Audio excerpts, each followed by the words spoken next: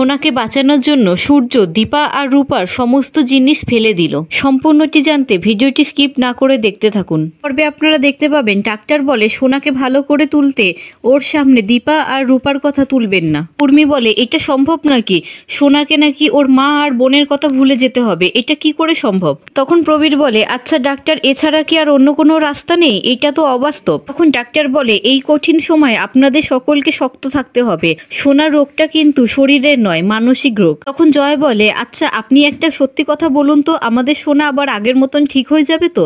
তখন ডাক্তার বলে ও যতদিন না কথা বলছে ততদিন ওর একটা মাইল্ড মেডিসিন চলবে। তখন সূর্য বলে আচ্ছা তাই হবে। তখন প্রবীর আর লাবণ্য বলে সূর্য এখন তোর মানসিক অবস্থা ভালো নয়, তুই হুটহাট কোনো ডিসিশন নিস না।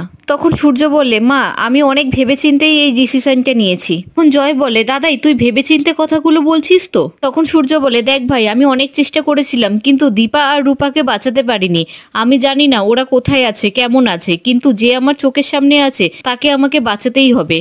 তখন সেখানে সোনা এসে সবকিছু শুনে ফেলে। তখন ডাক্তার বলে থ্যাংক ইউ ডক্টর সূর্য সেনগুপ্ত, আপনি এই কঠিন সময় যে এই ডিসিশনটা নিয়েছেন তার জন্য আপনাকে অনেক ধন্যবাদ। এই বলে ডাক্তার সেখান থেকে চলে যায়। তখন প্রবীর দেখে সেখানে সোনা এসে দাঁড়িয়ে আছে আর তিস্তা গিয়ে বলে সোনামা তুমি কি খাবে আমাকে বলো। তখন জয় বলে ও এখন চকলেট কফি খাবে, তাই না সোনামা? তখন উর্মি বলে জয় এটা রূপার খেলনা না, দেখো জয় ওর বোনের খেলনাটাকে কিভাবে আঁকড়ে ধরে আছে। যদি এইভাবে আঁকড়ে ধরে থাকে তাহলে ও নিজের বোনকে ভুলবে কি করে? আচ্ছা ডাক্তার কোনো ভুল কথা বলেনি তো? ঠিক রূপা বলে আমি পায়ের আওয়াজ শুনতে পাচ্ছি, অনেকে মনে হয় এদিকে আসছে, ওই গুন্ডাগুলো আবার আসছে না তো?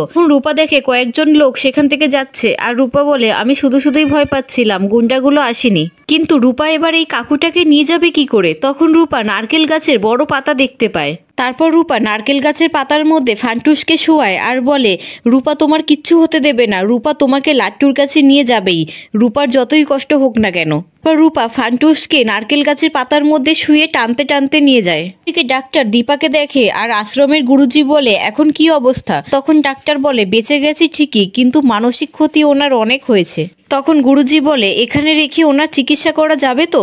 তখন ডাক্তার বলে এখানে রাখা ঝুঁকি আপনি নেবেন না, ওনার চিকিৎসা যা করার আমি করব, কিন্তু একবার আপনি পুলিশে খবর দিন। তখন গুরুজি বলে ওখানে বন্যায় সব ভেসে গেছে, আমাদের ওখানকার আশ্রমটাও ভেসে গেছে, তাই তাড়াহুড়া করে ওকে এখানে নিয়ে চলে এসেছি। আর কোনো খবর দেওয়ার সময় বা পরিস্থিতি কিছুই ছিল না, আর আমরা যেইভাবে ওনার সেবা করেছি সেইভাবে অন্য কেউ দায়িত্ব নিয়ে ওনার সেবাও করতো না। ভগবানের হয়তো তাই ইচ্ছা ছিল, তাই উনি আমার কাছে এসে পড়েছেন। উনি আগে সুস্থ হয়ে যান, তারপরে উনি হয়তো নিজেই নিজের নাম ঠিকানা সব বলে দিতে পারবেন। তখন ডাক্তার বলে আপনি ঠিকই বলেছেন, আমার তরফ থেকে যা করার আমি করব, কিন্তু একটু সময় দিতে হবে। গুরুজি দীপার মাথায় হাত দিয়ে কিছু মন্ত্র বলে আর বলে ওনার মুখটা খুব পবিত্র, বন্যার জল ওকে ভাসিয়ে নিয়ে গেলেও ওর স্মৃতি সিঁদুর ভাসিয়ে নিয়ে যেতে পারিনি। কে জানে এখন ওকে হারিয়ে ওর স্বামী সন্তানরা কি করছে। অন্যদিকে রূপা ফান্টুসকে বাড়িতে নিয়ে আসে আর বিন্দি মাসিকে ডাকতে থাকে। তখন বিন্দি এসে বলে ফান্টুসদা তোমার কি হয়েছে, তোমার মাথায় লাগলো কি করে? ফান্টুসের জ্ঞান ফিরে আর রূপা মাথা ঘুরে মাটিতে পড়ে যায়। তখন বিন্দি বলে রূপা তোর কি হলো, রূপা চোখ খোল। তখন লাট্টু বলে বাবা দিদির কি হলো, ও সাড়া দিচ্ছে না কেন, চোখ খুলছে না কেন? তখন ফান্টুস বলে জানিস তো লাট্টু, আজকে তোর দিদি আমাকে বাঁচিয়েছে। তারপর রূপার জ্ঞান আসে আর রূপা বলে লাট্টুর বাবা কাকু তুমি এখন ভালো আছো তো, তুমি ঠিক আছো তো? ফান্টুস বলে হ্যাঁ রে মা, আমি এখন ঠিক আছি, ভালো আছি, আজকের এই ফান্টুস তোর জন্য নতুন জীবন পেল।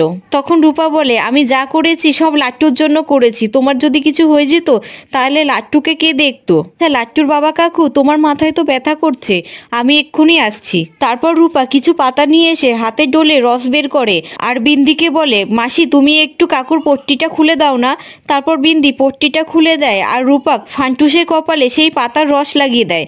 তখন ফান্টুস বলে তুই এত ছোট হয়ে ডাক্তারের মতন আমাকে সেবা করছিস, তুই এত সব কিছু কি করে জানলি রে মা? তখন রূপা সূর্যর কথা ভাবতে থাকে আর বলে রূপার বাবা তো। তখন ফান্টুস বলে কি বলছিস তুই? তখন রূপা বলে কিছু না, তোমার শরীর খারাপ না, তুমি এখন কোথাও যেও না, ঘরে রেস্ট নাও। তখন ফান্টুস বলে একবার যখন জমির দুয়ার থেকে ফিরে এসেছি তখন দেখবিস আমি অনেকদিন বাঁচবো, আর আমি যতদিন বাঁচবো ততদিন তোকে তোকে সব বিপদ থেকে রক্ষা করব। তারপর সবাই ফান্টুসকে ধরে ঘরে নিয়ে যায় আর বিন্দি বলে, রূপা তোর আর কোনো চিন্তা নেই, ফান্টুসদা যখন তোর মাথায় একবার হাত রেখেছে তখন ফান্টুসদা সুস্থ হয়ে যাক, তারপরে ফান্টুসদা তোকে বাড়িতে পৌঁছে দিয়ে আসবে। অন্যদিকে সেনগুপ্ত বাড়ির সবাই দীপা আর রূপার ফটোগুলো এক জায়গায় করতে থাকে আর তিস্তা রূপা আর দীপার একটি ফটো দেখতে দেখতে কেঁদে ফেলে। তখন জয় বলে, তিস্তা তুই কাঁদছিস? তিস্তা তুই নিজেকে সামলা, আমরা যদি নিজেদেরকে সামলাতে না পারি তাহলে আমরা সোনাকে সামলাবো কি করে? তখনই সেখানে সোনা আসে আর দীপা আর রূপার ফটো দেখে ফেলে আর তখন সোনা বন্যায় ভেসে যাওয়ার কথাগুলো মনে করতে থাকে। তারপরেই হঠাৎ সোনার শরীরটা খারাপ করতে থাকে আর সকলে মিলে সূর্যকে ডাকে। তখন সূর্য এসে দেখে সোনার শরীর খারাপ করছে আর সেখানে দীপা আর রূপার ফটোগুলো রাখা আছে। তখন সূর্য রেগে যায় আর বলে, এই ছবিগুলো এখানে কি করছে? কারা রেখেছে এই ছবিগুলো এখানে? তখন উর্মি সেখান থেকে সোনাকে নিয়ে চলে যায়। তারপর তিস্তা আর জয় সূর্যকে বলে, আমাদের খুব কষ্ট হচ্ছিল। তখন সূর্য বলে, তোদের একার কষ্ট হচ্ছে, আমার কষ্ট হচ্ছে না? তোদের মনে নেই ডাক্তার কি বলল? এই বলে সূর্য দীপা আর রূপার ছবিগুলোকে তুলে আছাড় মেরে ভেঙে ফেলে।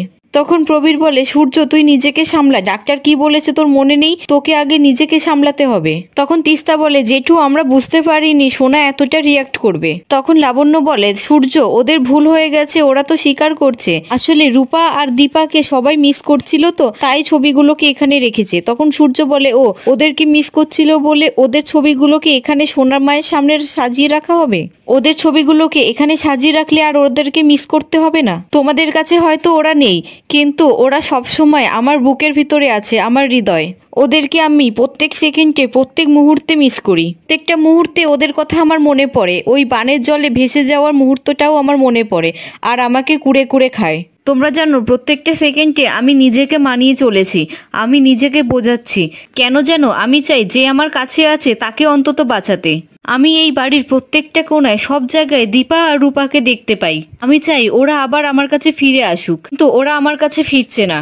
ওরা আমার কাছে সশরীরে না ফিরে আসুক, আমার মনে থাকুক সারা জীবন, কিন্তু এই ছবিগুলো আর এখানে রাখা যাবে না।